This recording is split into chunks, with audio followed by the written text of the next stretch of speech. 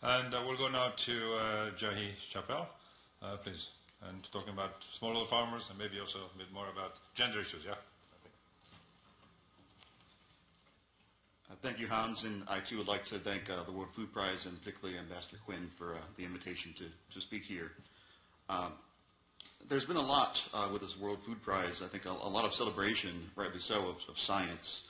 And in the lead up to the prize and the ceremony last night, more broadly within the career of Dr. Norman Borlaug, science has rightly been praised as a very, very powerful tool, an important set of tools for feeding the world.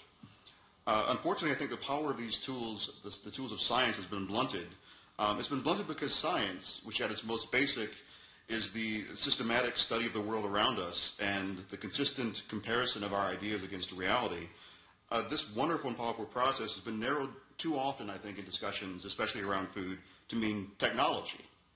Technology is but one way to use science. It's only one of the tiniest bit of one of the tools we have in the toolbox that is science. And it's an important one, no doubt about it, but it's only one. So what do I mean? The World Food Prize, I think, is very well named. It's about food for the world, not just about agriculture for the world. I think the World Food Prize has been very good in rewarding a wide variety of laureates that have contributed to policies, contributed to production, contributed to science. But scientifically, technology, agriculture, is different than science and is different than food. We know that what is produced is not the same as how much is eaten or how much goes to become food for people. And I think too often we forget this. Luckily, there's a place where, this is a place where the toolbox of science can help us, I think. But only if we open it wider to use all of the tools. This includes not just biotechnology, not just economics and agronomy, but also social sciences like sociology, anthropology, ecological economics, and political ecology. So let's do this. Let's talk about the science. We know scientifically that most countries in the world produce more than enough food, even after waste, which was addressed earlier, that we do waste a tremendous amount of food. But many of these countries that produce enough food still have hungry people. We know that although there are places like sub-Saharan Africa that our current knowledge can increase yields, that we can use in innovation, technology, support for small farmers, education, that we can increase yields in places like that, we also know that there are places like India, which produces more than enough food for all of its citizens, yet has more hungry people than the entire continent of Africa. It has one of the highest infant malnutrition rates in the world, and is a malnutrition rate that's almost twice its actual economic poverty rate, similar to the points that Joma made earlier.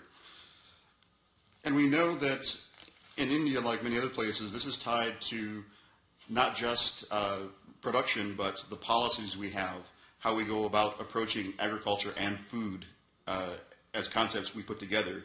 We know that part of this is the wages of monoculture, of focusing on cash crops, of a lack of household equality, especially gender equality, and a lack of support for agrobiodiversity.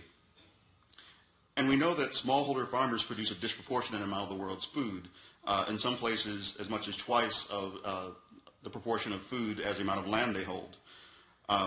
We've seen this actually relatively reliably, that smallholder farmers produce more per unit area than larger farms, very often a relationship that's been called the inverse relationship between farm size and productivity. I know many researchers, including perhaps some here, are somewhat skeptical about the rigor or significance of these findings, for example, that smallholder farmers produce more per unit area. But I think the same skepticism often precedes many innovations and discoveries and ideas. Skepticism, for example, about the usefulness of biotechnology should not and has not stopped investigation of how it might be used.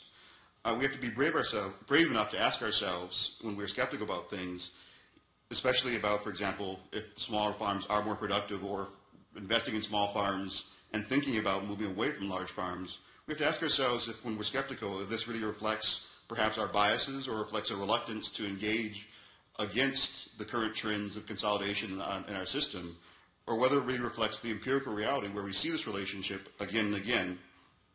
Scientifically, we also know that smallholder farmers tend to have more diverse, larger number of crops, a larger variety of crops, and these diverse crops actually tend to provide micronutrients as well as livelihood diversity for small farmers. Too often that these diverse crops that the smallholders rely on for stability, resilience, nutritional diversity are often defined as women's crops. They're not cash crops. They're traditional crops that maybe can't easily be made into large-scale monocultures, which is, I think, both a strength and a weakness for them. It's a weakness, of course, because that doesn't necessarily encourage lots of investment from those that might be able to mechanize it, scale it up, and fit it into the current kinds of system. But it's also a strength, very much as an ecologist, I think. It's a strength because diversity, field diversity, plot diversity, garden scale diversity, home gardens where you see over 100 varieties of things being grown, diversity and variation is the very basis of that powerful process of adaptation, evolution. Without diversity, you can't have evolution. And so we need to remember the importance of diversity and agrobiodiversity and support it. The science is also very clear. Study after study has shown that diverse crops, agrobiodiversity, better supports related ecosystem services. There was some talk earlier about getting the prices right. If we think about ecosystem services, some of the estimates out there say that the size of the ecosystem services outside of formal economic valuation is 3 times the size of the formal economy. And so if we think about this and we think about smallholder farmers who are maintaining some of these ecosystem services, we think about how being a smallholder farmer is very hard work. But it's not hard work only because the work is laborious and difficult, which of course it is very often. But it's also hard because farmers, I think, are too often forced to be our volunteers in maintaining agrobiodiversity and ecosystem services. These services, also cultural services in terms of maintaining variety, maintaining cultural heritage, maintaining a thing I think a lot of us like, this agro-pastoral ideal, they're not valued, and so these farmers are not paid. They're paid part of the price often of making food. But at the same time, we're making them work as unpaid volunteers to maintain these other values that I think we would agree, even if they're not valued in the market, are very valuable. And then on the other hand, the farmers that are larger, that do expand and scale up and maybe go to monoculture, they've often made what's a very rational decision to focus on providing only what they're paid for and providing the most of it the best way they know how. And this can be a very rational response in terms of narrowing your diversity, separating crops and livestock, and using energy-intensive, environmentally unsustainable levels of inputs which might currently be economically sustainable. But we should understand these decisions and understand that they're made in the context, in the face of a system that doesn't include all the costs.